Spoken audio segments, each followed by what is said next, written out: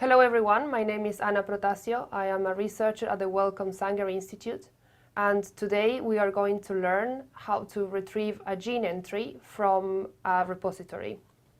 We are going to use two repositories today, namely NCBI, hosted by the NIH in the US, and the European Nucleotide Archive. First, we are going to start by navigating to NCBI by typing www.ncbi.nlm.nih.gov. This is the page where we arrive, and we have a drop-down menu of databases that we can use. Today we are going to use the nucleotide database, found here. And in the search box, we are going to type E. coli HPCC. This is the name of the gene we are going to use today for this demonstration. Now we're going to click Search.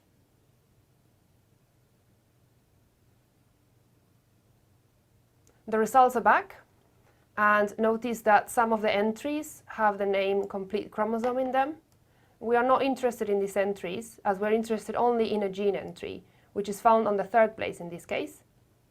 We're going to click on this entry. Now we are shown the gene bank entry for this gene. Notice that on the left-hand side you have tags such as locus, definition, accession, and they are populated by these codes. So here we have the accession number, we have the definition of the gene, we also have some keywords, and also, importantly, we have links to, for example, the organism Escherichia coli, and we have also PubMed links to get more information about this entry. We are not going to do this today, but you're encouraged to do so yourself in your time. At the bottom of the page, we have the DNA sequence for this gene. We also have the protein sequence, which is the conception translation for this gene. We are now going to download this entry into a file, and for this we go to the Send to drop-down menu. We're going to leave Complete Record, we're going to choose File, and leave Gene Bank as the format, and then click on Create File. This is going to automatically download a sequence into our download folder. To access that sequence, we need to open it into a text editor. In this example, I am working on a PC, but you will also have similar software in your Mac or Linux machines. I'm going to find the file, and observe here that the extension .gb is been lost. We will need to open this in WordPad in our Windows example. For that, I am going to open WordPad.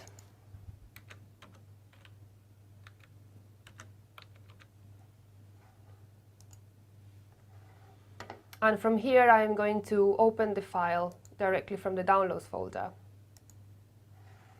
Notice that the file does not appear in the list. This is because the extension is not necessarily compatible with WordPad, but we can choose to show all documents, and here is our sequence. When I click on our sequence, and click Open, and here's our entry. Notice that this file has the same format as you observed in the web browser, but some of the links are removed. This is because this is now a flat file, and it only contains text. But this is a good way of keeping a record of your sequence of interest. I'm now going to close this file, and I'm going to show you how to download a FASTA sequence from this gene. We're going to use the same drop-down menu, Send to, but instead of doing Complete Record, we're going to choose Coding Sequences. And in the format download, we will have two options. We can download the nucleotide, or we can download the protein. In this instance, we're going to download the nucleotide. We're going to click on Create File, and another file is being downloaded. We're going to do the same procedure. We're going to open WordPad, or if you already have it open before, you can just use it directly. And from here, go into the Downloads folder, and again I need to change to See All Documents, and this is our other sequence that has a text document type. And this is the FASTA sequence. The first line has a more than symbol, followed by the name of the entry, which is quite long in this case. It could be just as small as the accession number. And then all the sequence that follows. In order to download the protein sequence, we can repeat the same steps, going to send to, coding sequence, and choose the protein file. This downloads as well as a sequence. This is our third file that we downloaded. We can open it again in WordPad.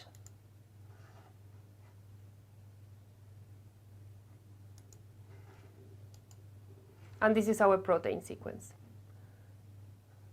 Notice that the sequence is different. This time is amino acids rather than bases. In the second part of this little tutorial, we are going to access the same sequence that we use in NCBI, but this time in a different repository called the European Nucleotide Archive, or ENA for short. For that, I've took my internet browser to the following address: www.ebi.ac.uk/ENA/browser/home, or you can use an internet search engine to look for EBI ENA and it'll do the job for you. Here we have a number of different search boxes, and I've already looked for E. coli HPCC. We can also use some of the options down here. We're going to click on the search box, and here we can enter the term that we want to look for. In our case, E. coli HPCC, and we're going to hit the button search.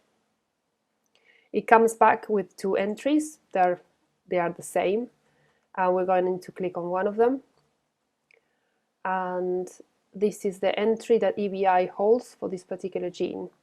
Here on the right hand side we have a number of different options that we can look at. We can ask EBI to show us more additional attributes of this gene, and here we will have information such as the strain, keywords, and other information that are important for access informatically.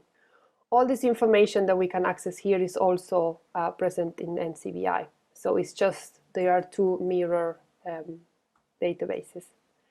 In the same way that we downloaded nucleotide and record data for this particular sequence, we can do the same in ENA, and we can do this through the download area here, and we can download the EMBL or EMBL file that will hold the annotation. It downloaded automatically in my computer, and I can open it. And because now I've switched to a Mac to give you another flavor how these things could be in other systems, this opened automatically in the text edit program. And you can see here that the file looks rather similar to the previous one, but still has some differences. So instead of, for example, having the word accession here or PubMed entry, it has a list of 2-letter codes, but all the same information is there. At the bottom of the file, as I had for my NCBI file, I also have the nucleotide sequence of the gene, as well as the protein sequence that gene encodes. I am going to close this file now, and I'm going to show you how the FASTA file entry looks like. So you can click on FASTA and it will download automatically. We can open it again, and here is the FASTA entry for the nucleotide for that particular gene. We hope that you found this tutorial helpful, and if you have any comments or suggestions, please use the box underneath the activity, and we hope to see you back very soon.